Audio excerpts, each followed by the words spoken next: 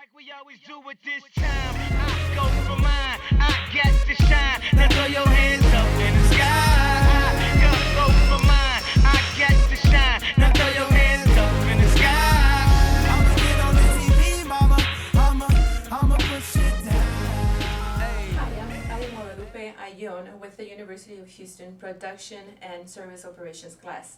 I am here today with Mike Cooley, Spring ISD Distribution Center, and he has agreed to answer a few questions about the distribution center that he works at. Nice to meet you. Let's get started. Well, the first question I'd like to ask you is, how do you measure the amount of textbooks, supplies, desks, and food for the school each year? That's a difficult one to answer. Textbooks are determined by enrollment, and supplies and desks are based on prior year usage and anticipated replacements or new volume. I'm not sure about the food. That's a different department. It's handled by our child nutrition department. Oh, okay. Let me move on to the next one. How much could you save if they have a tighter control of inventory if there is excess supply? I don't have a really good hard dollar figure for this one. I started trying to identify slow-moving inventory in excess a few months ago through better reporting. Okay. What happens to the excess books or food? Textbooks are held either at campuses or if there are extras, the actual numbers based on student enrollment. Food, I'm not really sure. That's, like I said, that's handled by our child nutrition department. Okay. How much inventory do you keep and how do you manage the inventory?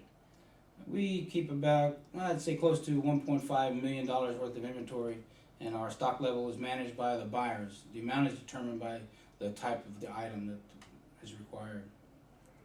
Okay. Has there ever been problems with too much or too little inventory, and how did you solve those issues? Yes, I've been working on better reporting for buyers to manage inventory levels. Too little is a bad thing. Some things we just cannot run out of, food service items for instance. And too much is handled by the individual item. Ask for vendor credit or return if possible, and work with the buyers to determine the root cause of the problem.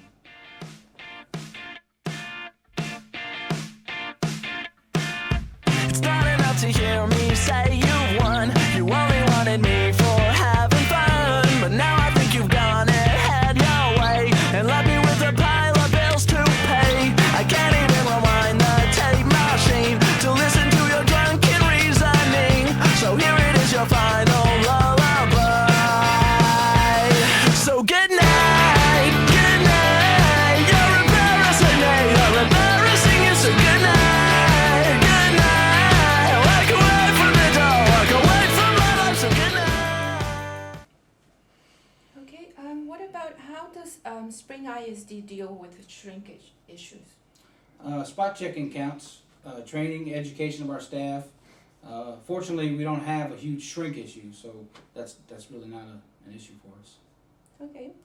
How do they decide what should be their inventory carrying cost?